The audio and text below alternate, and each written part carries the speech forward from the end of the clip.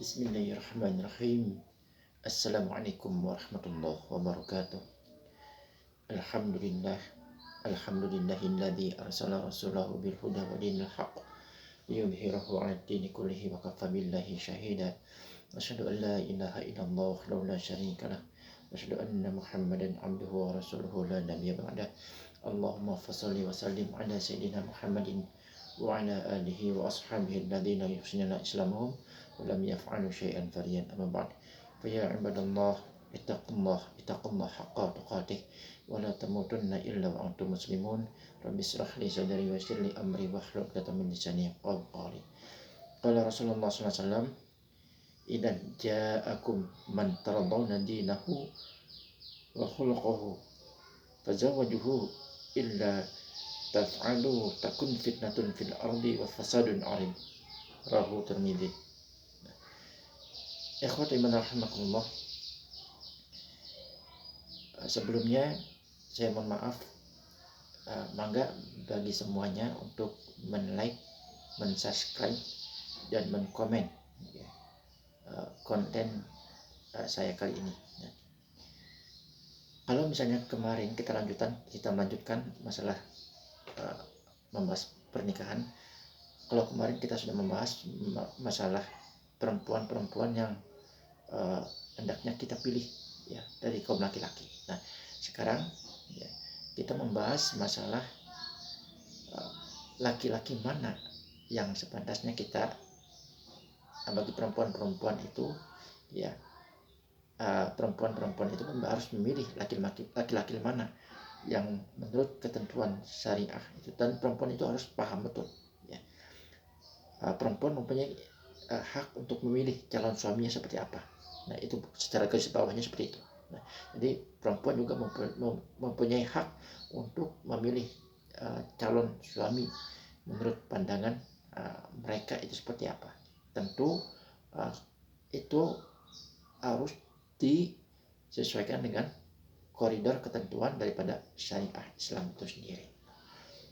Nah, ikhwatu iman rahimakumullah, adapun syariat Islam ya, itu telah menetapkan beberapa ciri laki-laki ya, yang baik untuk dinikahi. Nah, saya akan membahas mengenai dalam hal ini satu konten satu poin saja, kan? Satu konten satu poin. Kenapa? Karena waktunya akan panjang nanti.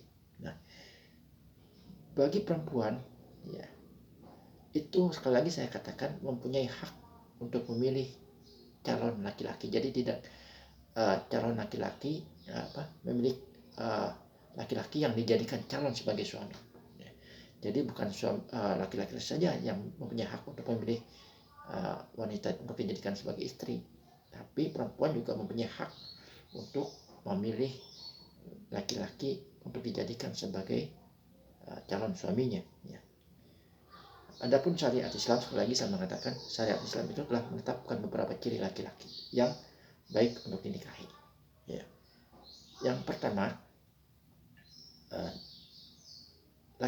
laki-laki itu memiliki agama dan akhlak yang baik. Nah, itu poin pertama, dan insya Allah pada konten kali ini kita bahas masalah laki-laki yang memiliki agama dan akhlak yang baik. Nah, laki-laki seperti inilah yang pantas untuk dinikahi oleh seorang perempuan muslimah. Nah, ikhwati iman rahimakumullah, yang dimaksud memiliki agama di sini itu maksudnya adalah dari segi pemahaman agamanya yang sangat luas dan kuat. Nah, ditopang dengan adanya keimanan dan akidah yang menancap di dalam hati mereka ya. Jadi tidak hanya sekedar memiliki agama saja, akan tapi dia memahami agama itu sangat luas sekali dan benar-benar mengamalkan agama itu di dalam kehidupannya sehari-hari. Nah, kita sudah tahu bahwa agama yang kita anut itu adalah Muslim atau Islam ya. Islam itu adalah merupakan agama milik kita. Yang dimaksud dengan laki-laki yang pantas untuk dijadikan sebagai suami bagi seorang muslimah itu adalah bagi mereka-mereka yang memiliki pengetahuan agama yang luas dan memegang teguh agamanya. Ikhwati iman rahimakumullah, agama Islam itu, ya, itu memiliki berbagai macam aturan. Ya. Mana aturan itu bersifat perintah dan juga ada bersifat dengan ada larangan. Ya. Peraturan-peraturan yang Allah turunkan kepada setiap manusia, ya, itu ada yang bersifat berstatus hukumnya wajib, ada juga berstatus hukum sunnah. Nah, perintah Allah yang berstatus hukum wajib itu, ya, itu misalkan ada di dalam ibadah yang mahdhah seperti ibadah sholat, ya, puasa Ramadan, zakat, ya, dan haji bagi yang mampu. Sementara yang ghair mahdhah ada juga yang diwajibkan, itu hanya dibatasi oleh pada seorang laki-laki, yaitu mencari nafkah. Ya. Itu adalah merupakan bagian ibadah kalau misalnya diniatkan karena Allah Subhanahu wa taala, itu diniatkan ibadah dan ibadahnya yang ghair mahdhah. Nah, dan juga kalau misalnya kita ini pahami lagi di dalam Islam juga itu memuat sebuah adanya larangan. Ya. Larangan seperti apa? Meninggalkan sholat, ya, meninggalkan puasa Ramadan, ya, lalu juga meninggalkan pekerjaan yang seharusnya dia lakukan untuk mencari nafkah. Seharusnya laki-laki itu mencari nafkah, tapi dia tidak mencarinya. Nah, itu dilarang oleh Islam. Karena mencari nafkah itu kedudukannya adalah fardu ain. Nah, dan larangan-larangan lainnya seperti bermaksiat kepada Allah Subhanahu wa taala, seperti meminum khamar, judi dan sebagainya, itu adalah merupakan perbuatan-perbuatan maksiat yang jelas dilarang oleh Allah Subhanahu wa taala. Nah, kewajiban ibadah seorang laki-laki, ya, yang nantinya menjadi suami bagi seorang perempuan dan ayah bagi anak-anak mereka.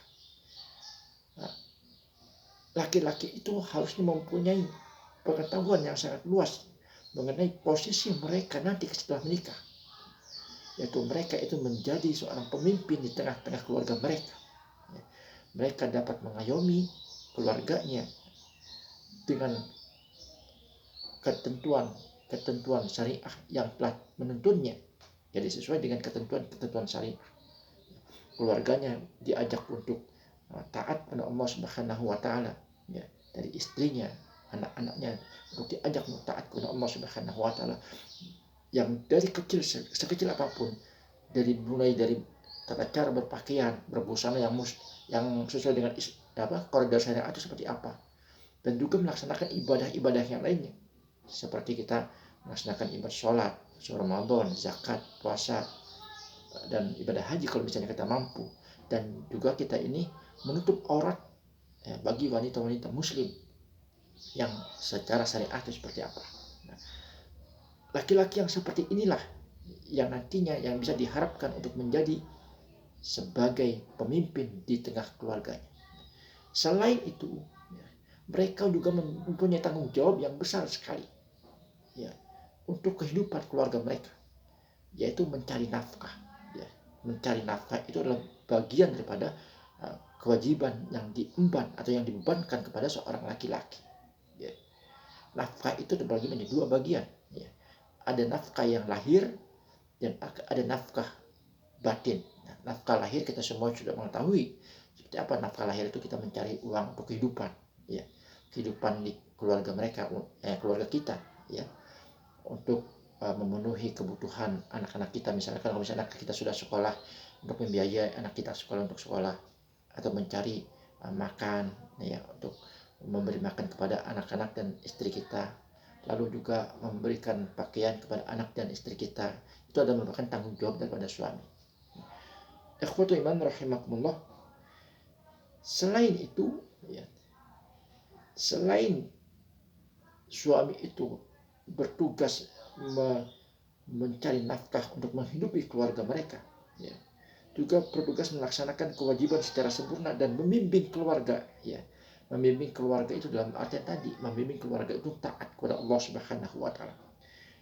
Dan juga suami juga mempunyai kewajiban untuk menunaikan hak istri. Hak istri itu adalah kita memberikan nafkah, itu adalah merupakan bagian hak daripada istri itu tadi, atau memberikan kebutuhan-kebutuhan jasmania yang lainnya, ya, itu adalah merupakan bagian daripada hak daripada istri. Dan juga melakukan pendidikan terhadap anak, ya. Pendidikan terhadap anak juga itu adalah merupakan bagian daripada kewajiban suami terhadap istri dan anak-anak mereka, ya. Itu adalah merupakan suatu kewajiban yang harus ditunaikan oleh seorang suami, dan suami pun harus mengetahui tanggung jawab yang benar dalam menjaga kehormatan dan menjamin material rumah tangga. Dan itu adalah merupakan bagian kewajiban yang harus suami ketahui untuk dipikul oleh suami itu sendiri, karena tanggung jawab suami itu sangat berat sekali ketimbang daripada tanggung jawabnya istri. Nah, Rasulullah SAW bersabda dalam hal ini, sebagaimana yang telah saya bacakan sabda Rasulullah pada awal tadi, yaitu idan ja'akum man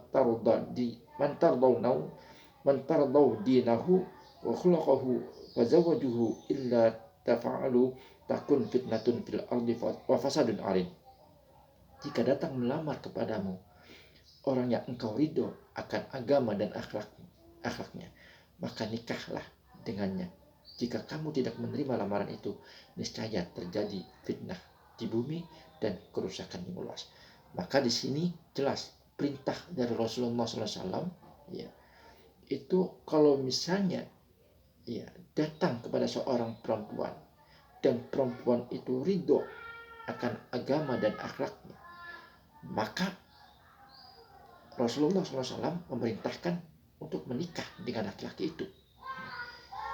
Jika kita ini tidak menerima, ya, lamaran laki-laki yang mempunyai akidah yang kuat dan akhlak yang baik, maka nanti akan terjadi suatu fitnah di dalam kehidupan rumah tangga mereka, ya.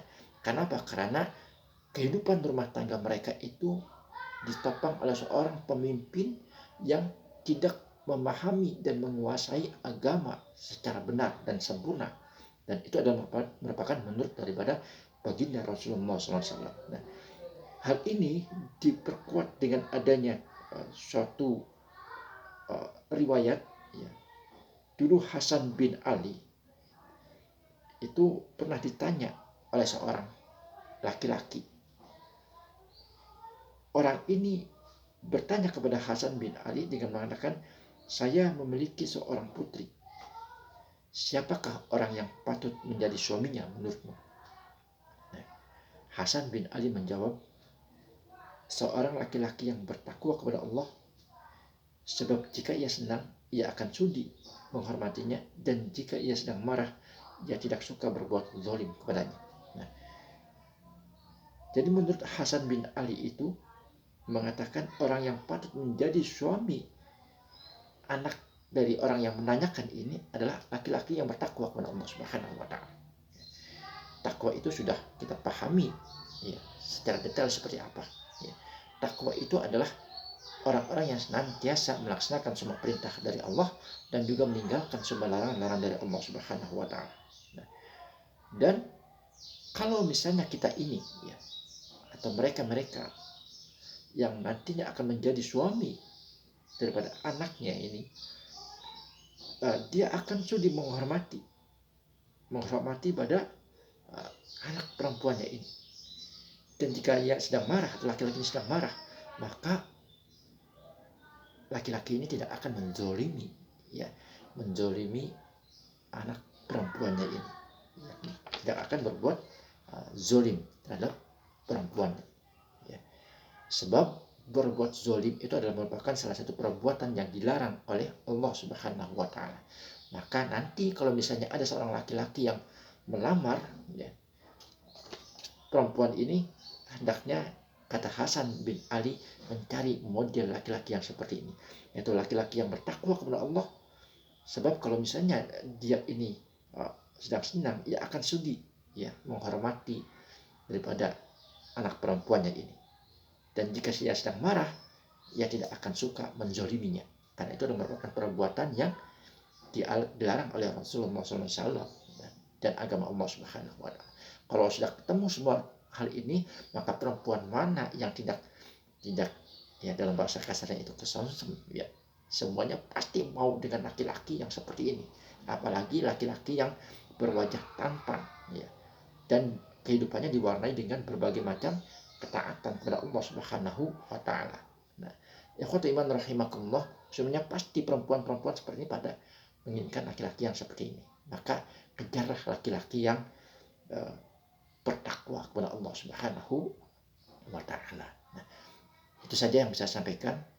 Kurang lebihnya saya mohon maaf. Insya Allah nanti pada konten berikutnya kita akan membahas poin yang kedua, ya, yaitu poin mengenai laki-laki yang pantas untuk dinikahi oleh seorang muslimah, yaitu laki-laki yang bukan dari golongan fasik dan pembuat dosa. Itu adalah poin yang kedua. Itu saja yang bisa saya sampaikan. Kurang lebihnya saya mohon maaf. Saya Iman Zakaria. Kita akhiri pembahasan kita kali ini pada konten ini dengan membaca doa kafaratul majlis. Subhanakallahumma bihamdik, asyhadu an la ilaha illa anta, astaghfiruka wa atubu ilaik. Assalamualaikum warahmatullahi wabarakatuh.